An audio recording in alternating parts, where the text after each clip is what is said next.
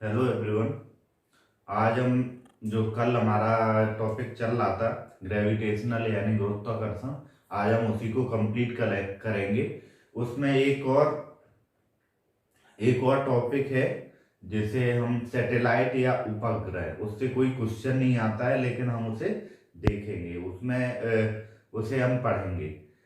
उसे पढ़ने में बहुत मजा आने वाला है। चलो स्टार्ट करते हैं।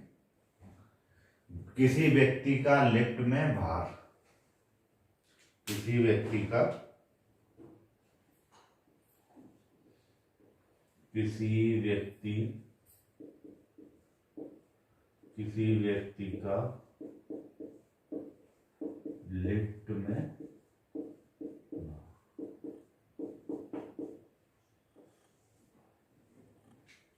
जब हम लिफ्ट में जब हम लिफ्ट में जाते हैं तो हमें जब हम ऊपर जाते हैं लिफ्ट में, जब हम ऊपर जाते हैं तो हमें ऐसा लगता है कि हमारा जो वेट है वो बढ़ सा गया है, यानी लिफ्ट ऊपर जाने में थोड़ी उसे परेशानी का सामना करना पड़ता है। जब हम नीचे आते हैं तो एकदम से लिफ्ट नीचे आती है, जैसे ही हमारा भार मतलब हमारा जो वेट है बिल्कुल है ही नहीं या जैसे कम हो गया हो।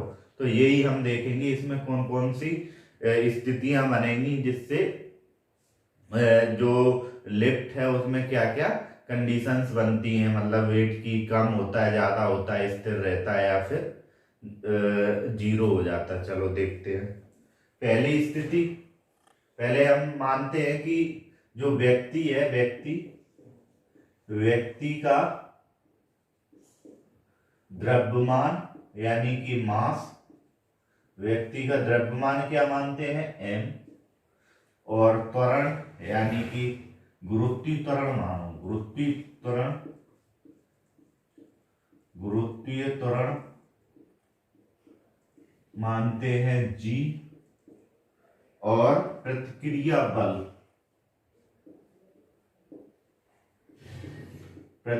बल क्या मानते हैं r।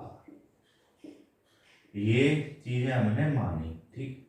यानी कि जो व्यक्ति लिफ्ट में है उसका द्रव्यमान क्या है m, और जो गुरुत्वीय त्वरण ऊपर या नीचे जाने पे हमें क्या होता है, गुरुत्वीय त्वरण का अनुभव होता है। तो जो गुरुत्वीय त्वरण है वो g है, स्मॉल g, और जो उसका प्रतिक्रिया बल, यदि लिफ्ट नीचे जा रही है तो उसका प्रतिक्रिया बल कहाँ होगा, ऊपर। यदि ऊपर से नीचे आ रही है तो कहाँ पे हो, मतलब नीचे से ऊपर जा रही है तो प्रतिक्रिया बल नीचे, यदि ऊपर से नीचे आ रही है तो प्रतिक्रिया बल ऊपर, ठीक है।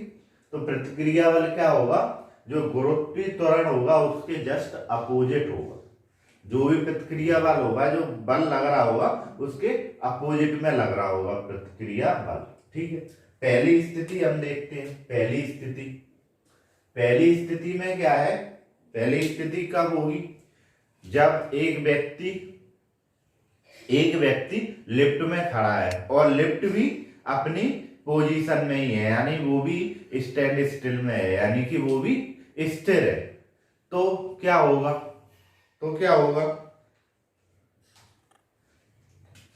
उसका जो बल होगा यानी उसका त्वरण त्वरण क्या होगा, नीचे की ओर, और प्रतिक्रिया बल कहाँ होगा, ऊपर की ओर। इस स्थिति में जो आभासी बल होगा वो वास्तविक बल के ही बराबर होगा। यानी इस स्थिति में क्या होगा, जो आभासी बल होगा वो किसके बराबर होगा, वास्तविक बल के बराबर होगा। फिर दूसरी स्थिति बनेगी कि वो एक नियत वेग से, यानी कि वो एक नियत वेग से ऊपर नीचे हो रही है, यानी कि वो चल रही है, ऊपर जा रही है फिर नीचे आ रही है, ऊपर जा रही है और नीचे आ रही है। इस स्थिति में भी क्या होगा कि उसका जो आभासी भार होगा वो वास्तविक भार के ही बराबर होगा। उसका आभासी भार होगा वो क्या होगा, वास्तविक भार के बराबर होगा, ठीक। अब हम देखते हैं कि तीसरी कंडीशन क्या होगी, कि वो ऊपर जा रही होगी, यानी कि एक व्यक्ति है वो लिफ्ट में खड़ा हुआ है और लिफ्ट ऊपर की ओर जा रही है, यानी कि ऊपर की ओर जा रही है, लिफ्ट ऊपर की ओर जा रही है, ऊपर। जब ऊपर की ओर जाएगी लिफ्ट तो क्या होगा, जब लिफ्ट ऊपर की ओर जाएगी तो उसपे एक बल लग रहा होगा, फोर्स लग रहा होगा, एक प्रतिक्रिया बल लग रहा होगा R-mg,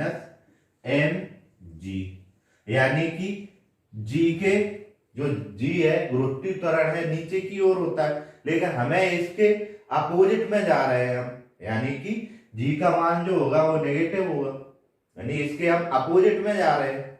तो क्या होगा, R बराबर क्या होगा, एम ए प्लस के एम जी। तो R बराबर क्या होगा, एम जी प्लस के ए, ये होगा। यानी कि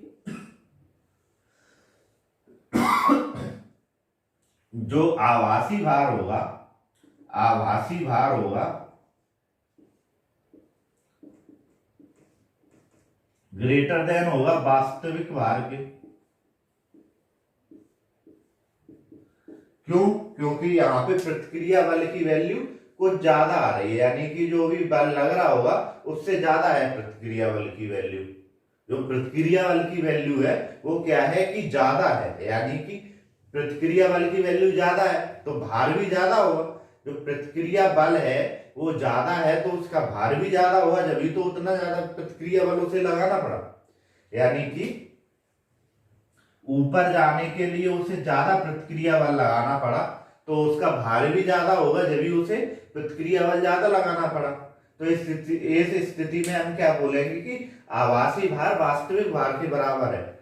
वास्तविक भार में हम क्या कर रहे थे, वास्तविक भार में जो हमारा भार है एम, हमारा भार है एम, यानी कि हमारा जो द्रव्यमान है एम, उससे मल्टीप्लाई क्या हो रहा है, जी प्लस ए, जी प्लस ए उससे मल्टीप्लाई हो रहा है, यानी कि जो प्रतिक्रिया बल है वो ज्यादा होगा वास्तविक बल के, यानी कि आभासी भार ज्यादा होगा वास्तविक भार के। अब चौथी कंडीशन क्या होगी कि नीचे की ओर आ रही होगी, जो लिफ्ट है वो नीचे की ओर आ रही होगी। इसमें क्या होगा, F बराबर mg माइनस के आर, यानी कि जो त्वरण है उसके हम साथ में ही काम कर रहे हैं, तो mg क्या होगा इसमें, R बराबर ma माइनस mg और m a माइनस का g। इसमें क्या होगा, इसमें क्या होगा कि आभासी भार होगा, आभासी जो आभासी भार होगा वो वास्तविक भार से कम हमें प्रतीत होगा, यानी कि जो आभासी भार है, जो हमें आभास होने वाला भार है वो वास्तविक भार से हमें कम लगेगा, यानी कि हम खुद को हल्का महसूस करेंगे, यानी कि हम खुद को क्या करेंगे, हल्का महसूस करेंगे। कब, जब लिफ्ट नीचे की ओर आ रही होगी, यानी कि जब लिफ्ट नीचे की ओर आ रही होगी तो हम क्या अपने आप को खुद को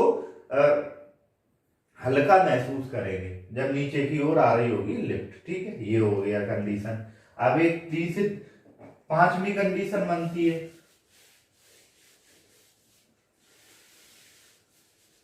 पांचवी कंडीशन कौन सी बनेगी, जब रस्सी टूट जाए, यानी कि फ्री फॉल वाली कंडीशन। फ्री फॉल वाली कंडीशन यानी कि रस्सी है जो केबल, मान लो केबल लगी रहती है इसमें, तो केबल टूट जाए, यानी कि जिस केबल से लिफ्ट ऊपर नीचे जा रही है वो केबल ही टूट गई। इसमें क्या होगा, स्थिति कौन सी स्थिति में होगा, भारहीनता की स्थिति में आ जाएगा, यानी कि जो भी व्यक्ति होगा वो क्या, फ्री फॉल यानी कि भारहीनता की स्थिति में आ जाएगा, यानी कि उससे कुछ भार उसका होगा ही नहीं, यानी उस पर कोई प्रतिक्रिया बल नहीं लगेगा, वो नीचे सेव, जैसे सेव गिरता है ना गुरुत्व के कारण, फ्री फॉल स्थिति वैसे ही वो नीचे गिरेगा। ठीक है, अब एक और कंडीशन होती है कि जब गुरुत्वीय बल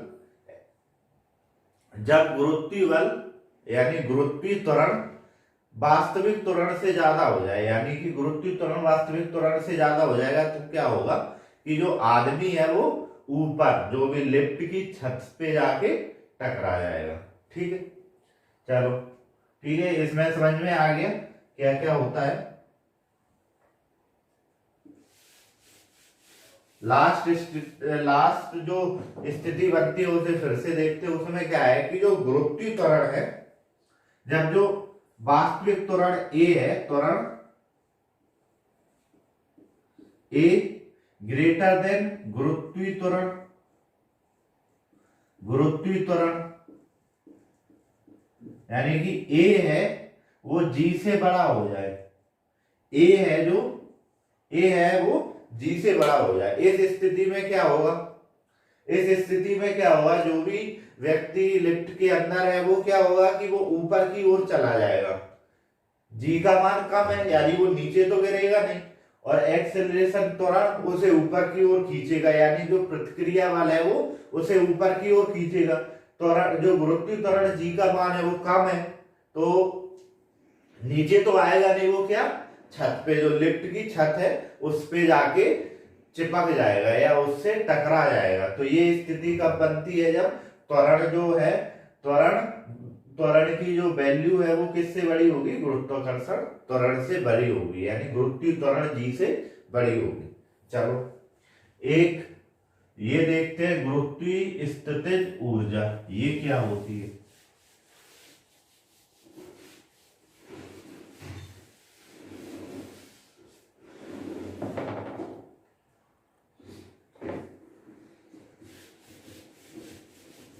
ये समझ में आया लिफ्ट में क्या क्या होता है, लिफ्ट में क्या क्या होता है फिर से देख लेते हैं। लिफ्ट में 6 कंडीशंस बनती हैं। एक तो जब खड़ी है तो दोनों का भार सेम ही रहेगा, खड़ी है तो सेम ही है, यानी आभासी भार और वास्तविक भार कैसा होगा, बराबर ही होगा।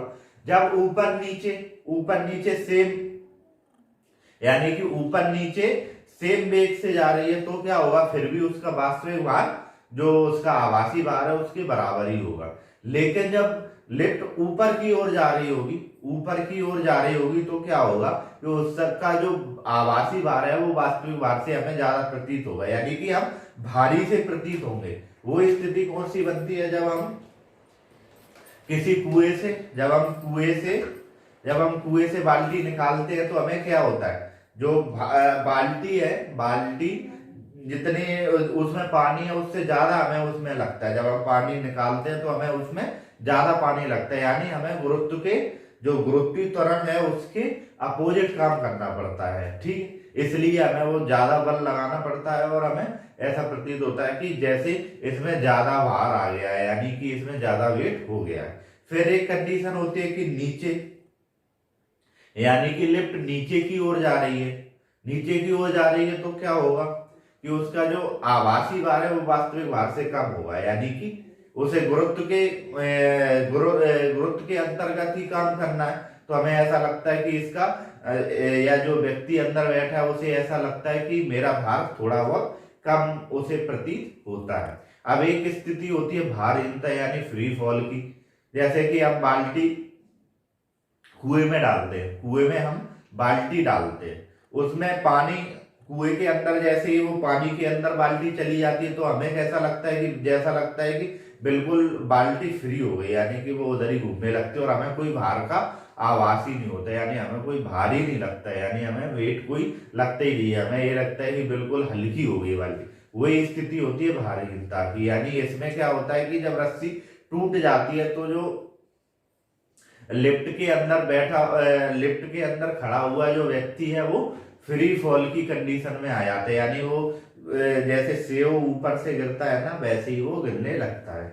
एक कंडीशन वो होती है जब गुरुत्वीय त्वरण से ज्यादा त्वरण का मान हो जाता है, यानी ए ग्रेटर देन जी हो जाता है, यानी स्मॉल ए ग्रेटर देन स्मॉल जी हो जाता है। तो क्या होता है कि जी का मान कम हो गया, ए का मान ज्यादा हो गया, यानी प्रतिक्रिया बल का मान ज्यादा हो गया, तो प्रतिक्रिया क्या ऊपर की ओर हो रही है, जी नीचे की ओर जा रहा है, प्रतिक्रिया ऊपर की ओर हो रही है। तो जो व्यक्ति लिफ्ट में बैठा हुआ है तो वो ऊपर छत से जाके चिपक जाता है। चलो अब हम देखते हैं गुरुत्व की स्थितिज ऊर्जा।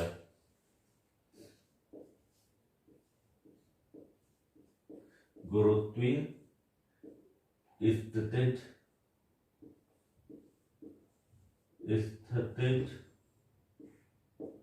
ऊर्जा,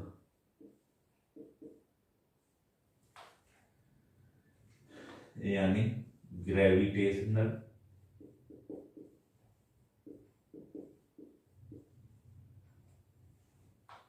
पोटेंशियल एनर्जी।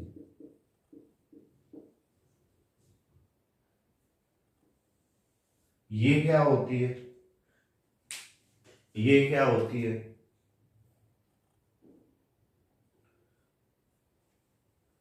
गुरुत्वीय स्थितिज ऊर्जा क्या होती है?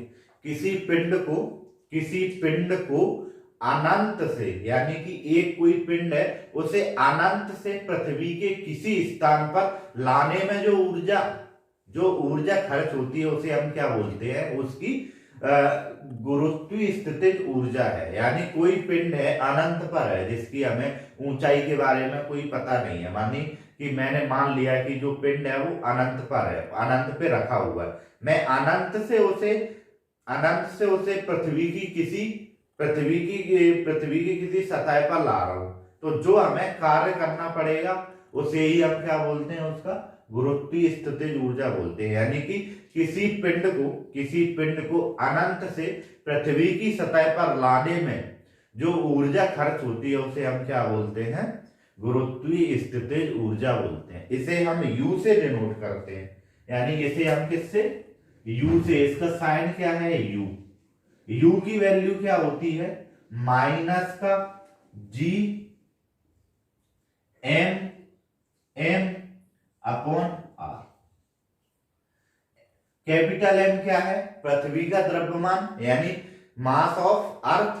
स्मॉल m क्या है? जो पिंड हम ला रहे हैं उसका द्रव्यमान। और R क्या है? पृथ्वी की रेडियस, यानी R क्या है? पृथ्वी की रेडियस। ये हमेशा नेगेटिव ही होती है। ये हमेशा क्या होती है? नेगेटिव ही होती है। यानी कि जैसे जैसे हम पृथ्वी से ऊंचाई पर जाते जाएंगे और तो इसका मान क्या होता हो जाएगा? कम हो जाएगा। अनंत पर जाकर इसका मान क्या हो जाएगा? शून्य हो जाएगा। यानी अनंत पर हम पहुंचेंगे तो इसका मान क्या हो जाएगा? शून्य हो जाएगा। अनंत पर पहुंचने पर इसका मान क्या हो जाएगा? शून्य हो जाएगा। ठीक है।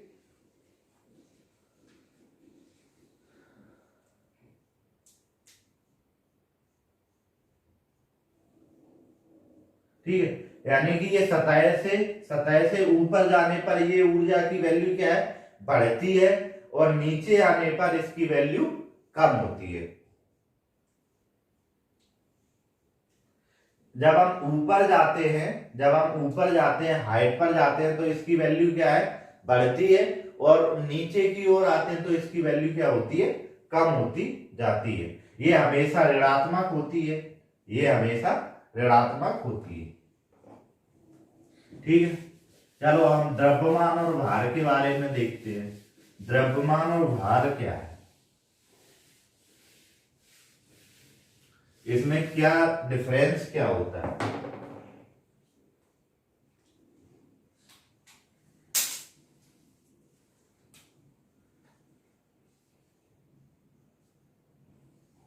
द्रव्यमान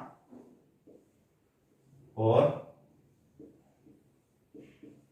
भार, यानी कि मास एंड वेट। मास और वेट में क्या डिफरेंस क्या है? मास और वेट में डिफरेंस क्या है? द्रव्यमान को हम कैसे डिफाइन करते हैं? किसी वस्तु में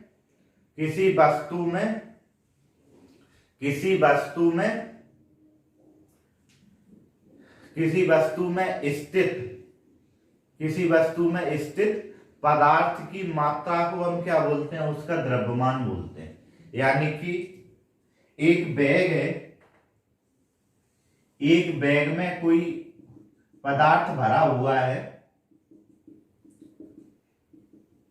ये एक बैग है, इसमें एक पदार्थ भरा हुआ है। ये बैग में एक पदार्थ भरा हुआ है, जो इसकी मात्रा होगी, इसमें जितना भी भरा हुआ है, जितना भी पदार्थ भरा हुआ है, वो उसका क्या होगा, द्रव्यमान होगा। यानी कि किसी वस्तु में उपस्थित, किसी वस्तु में उपस्थित पदार्थ की मात्रा को हम क्या बोलते हैं, द्रव्यमान बोलते हैं। यानी कि जो ऑब्जेक्ट है उसकी कितनी क्वांटिटी है उसे हम क्या बोलते हैं, उसका द्रव्यमान बोलते हैं, यानी कि उसका मास बोलते हैं। इसका मान हर एक जगह पे सेम रहता है, यानी कि भले ही आप इसका मान इक्वेटर पे नापो, पृथ्वी पर नापो, इक्वेटर पे नापो, या पोल्स पे नापो, या फिर मून या दूसरे प्लानेट पे नापो, या सन पे नापो, इसका मान नहीं बदलने वाला, क्योंकि ये मात्रा है इसकी। यानी इसमें जो है वो इसमें मात्रा है, इसकी मात्रा तो चेंज होने वाली नहीं है जब तक कि आप इससे कुछ निकालोगे नहीं। यानी कि मैंने मान लिया कि इसमें मैंने 10 पत्थर रखे हैं, या मैंने इसमें 10 सेब रखे हैं, मैंने इसमें 10 सेब रखे हैं। चाहे उसे हम यहाँ पे यानी पृथ्वी पर गिनेंगे या उसका हम द्रव्यमान निकालेंगे, वो बराबर ही होगा, या फिर हम इसका द्रव्यमान जाके मून पर यानी कि चंद्रमा पर निकालेंगे, वो सेम ही होगा। तो इसके द्रव्यमान में कोई चेंज नहीं होता, चाहे आप कहीं पर भी लेके जाओ। ठीक है, द्रव्यमान क्या है, हर जगह पर एक समान रहता है, इसका मान कहीं भी चेंज नहीं होता है। ठीक है, द्रव्यमान। अब वेट क्या होता है, वेट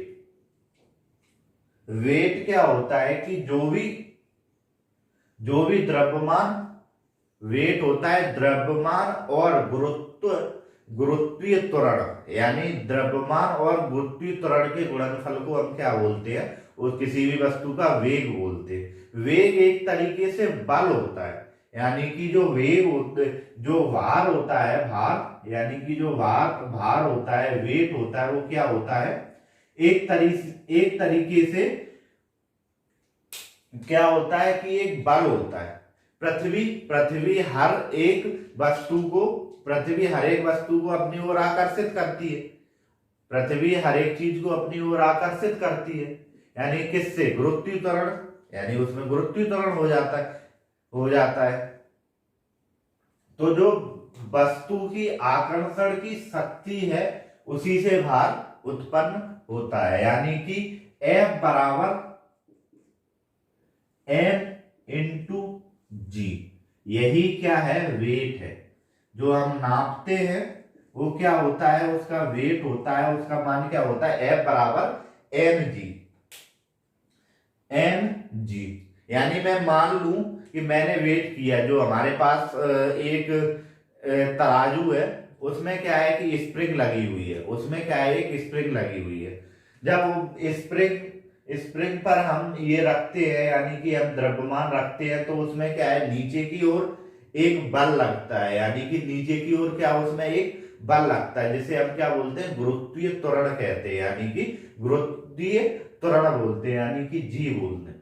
उसका और द्रव्यमान का जो गुणनफल आता है उसी को हम वेट बोल देते हैं। यानी कि जो द्रव्यमान, जो भी उसमें मात्रा है, जो भी उस थैले में मात्रा है, और गुरुत्वीय त्वरण के मान को हम क्या बोल देते हैं, उसका वेट बोल देते हैं। ठीक है, उसका वेट बोल देते हैं। भार क्या होता है कि m यानी द्रव्यमान और गुरुत्वीय त्वरण का जो गुणनफल होता है उसे हम वेट बोलते हैं। अब जो गुरुत्वीय त्वरण है वो हर एक जगह पर सेम नहीं होता है। गुरुत्वीय त्वरण का मान इक्वेटर पे कम होता है, और जो पोल्स होते हैं वहां पे ज्यादा होता है।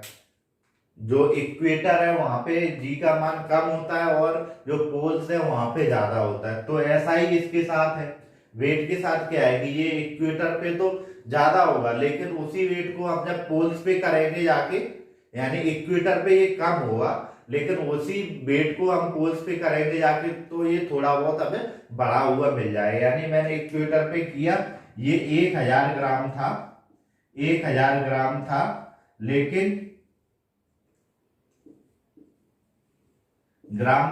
मैंने जब इसे पोल्स पे किया जाके, इक्वेटर पोल्स पे किया जाके, तो ये क्या हो गया, 1002 ग्राम हो गया। यानी कि 2 ग्राम हमें पोल्स पे बढ़ा हुआ मिला। ऐसा ही जब हम इसे पृथ्वी पर करते हैं तो हमें कुछ और मिलता है, लेकिन जब हम मून पे यानी चंद्रमा पर जाके करेंगे तो हमें कुछ और मिलेगा। क्यों? क्योंकि जो चंद्रमा का गुरुत्वीय त्वरण है वो पृथ्वी से 1/6 कम है। यानी कि पृथ्वी का 9.8 मीटर प्रति सेकंड स्क्वायर है, तो चंद्रमा का क्या है 1.6 इंटू 1.6 मीटर प्रति सेकंड स्क्वायर ही है। इसलिए क्या है कि इसका मान, जो वेट का मान है वो चंद्रमा पर अलग है, पृथ्वी पर अलग है, लेकिन द्रव्यमान हर एक जगह, चाहे चंद्रमा हो चाहे पृथ्वी हो, दोनों जगह सेम होता है। चलो ठीक है, ये हो गया। अब हम देखते हैं सैटेलाइट यानी कि उपग्रह के बारे में, कि उपग्रह जो है हमारे, एक तो उपग्रह कौन कौन से होते हैं, नेचुरल उपग्रह है, यानी कि जो ग्रह है उनके पास नेचुरल है। जैसे पृथ्वी के पास कौन सा है, पृथ्वी के पास चंद्रमा है जो कि उसका नेचुरल उपग्रह है, लेकिन कुछ उपग्रह हमने प्रक्षेपित किए गए हैं, यानी कि हमने कुछ उपग्रह आर्टिफिशियल है उपग्रह, यानी कि सैटेलाइट।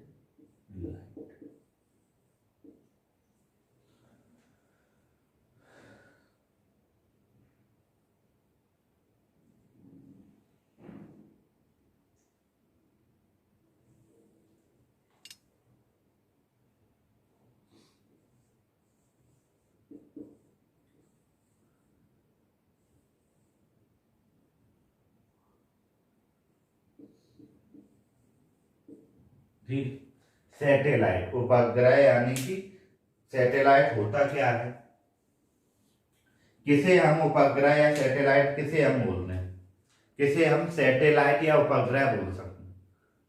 कोई कोई भी पिंड है, यानी कोई भी ऑब्जेक्ट है,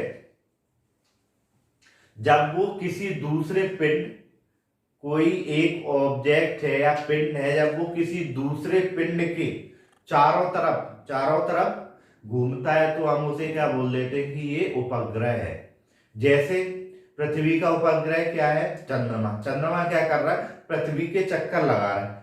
जब हम पृथ्वी को एक पिंड मान लेंगे, चंद्रमा को दूसरा पिंड मान लेंगे, तो चंद्रमा क्या कर रहा है, पृथ्वी के चारों तरफ चक्कर लगा रहा है। ऐसा ही जब हम कृत्रिम उपग्रह, जो हमारे आर्टिफिशियल उपग्रह होते हैं, उनके साथ भी करते हैं। उन्हें हम क्या करते हैं कि यहां से स्पेस में भेजते हैं, यानी कि यहां से हम, यानी पृथ्वी से हम उन्हें प्रक्षेपित करते हैं और फिर वो ऊपर जाके पृथ्वी के चारों तरफ घूमने लगते हैं। तो क्या होता है कि वो भी घूम रहे हैं, घूम तो वो भी रहे हैं।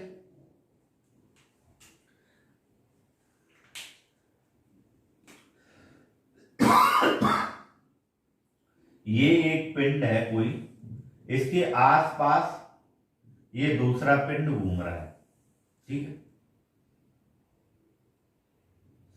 ये एक अर्थ है,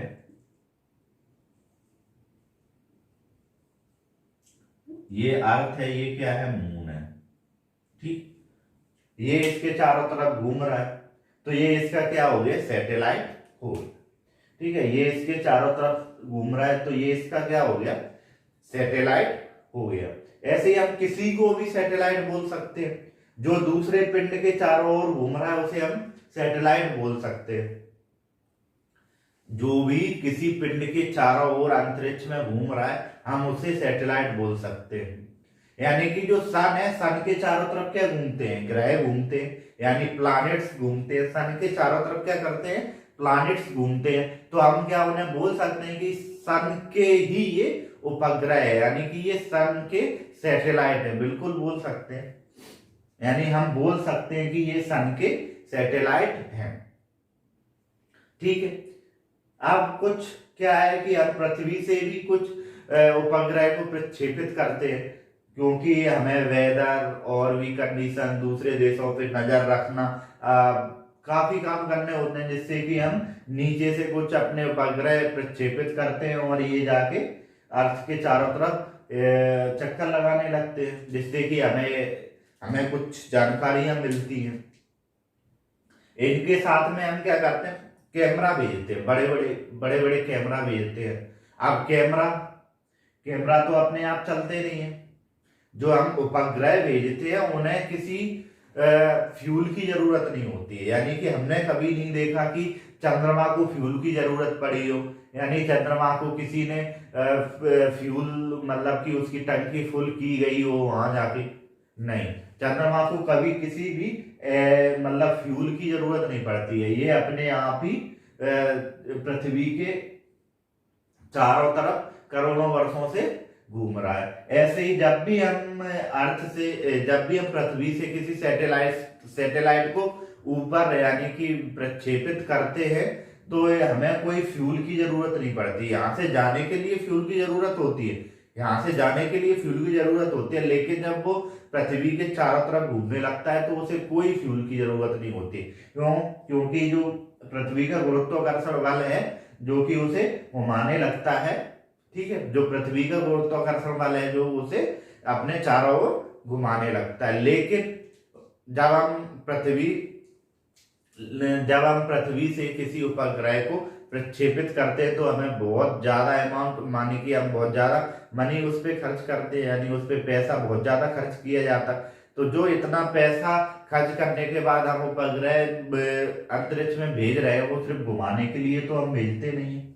हम किसके लिए भेजते हैं कि हम जो नीचे से जिस पे नजर नहीं रख पाते, यानी कि जिस पर हम नीचे से नजर नहीं रख पाते वो हम किससे, उपग्रह के थ्रू हम उस चीज पे नजर रखते हैं। किसी देश हो या किसी भी मिलिट्री पावर हो या किसी वेदर कंडीशन हो, समुद्र हो, जिस पे भी हमें नजर रखनी होती है उसके लिए हम क्या करते हैं कि हम उपग्रह को प्रक्षेपित करते हैं। अब नजर रखने के लिए ये जब प्रक्षेपित किया जाता है उपग्रह तो ये अपने आप ही रिवॉल्व करने लगता है पृथ्वी के चारों ओर, इसे किसी फ्यूल की जरूरत नहीं होती है। लेकिन इसमें हम क्या करते हैं कि कैमरा लगाते हैं तो हम बैटरी उसमें यहां से चार्ज करके भेजेंगे तो वो ज्यादा ज्यादा 1, 2 या 5 दिन चलेगी।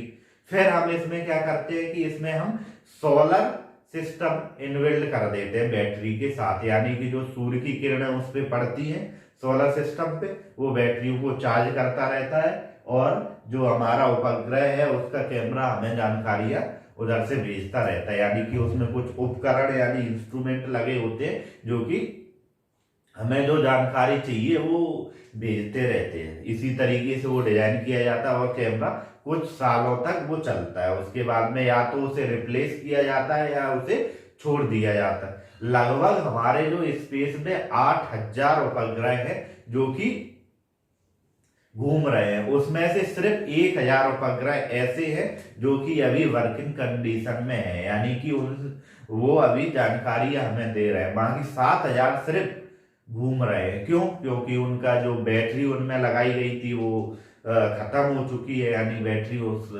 खराब हो चुकी है उसमें लगी हुई। तो अब क्या उसकी कंडीशन हो गई है, जैसे मून हमारे यहाँ घूम रहा है, हमें उससे कोई खास जानकारियां नहीं मिलती हैं। हमें जब भी उसकी जानकारी चाहिए होती है तो हमें पृथ्वी से कोई स्पेस शटल भेजना पड़ता है और उसकी जानकारियां प्राप्त करनी पड़ती है। ऐसी ही कंडीशन अभी लगभग 7000 उपग्रह की है जो कि फ्री ऑफ, जो कि पृथ्वी के चारों तरफ घूम रहे हैं। ठीक है, ये समझ में आया। चलो सैटेलाइट के बारे में कल हम और पढ़ेंगे। Thank you very much. अगर वीडियो अच्छा लगे तो इसे शेयर करें, सब्सक्राइब करें और लाइक करें। Thank you very much.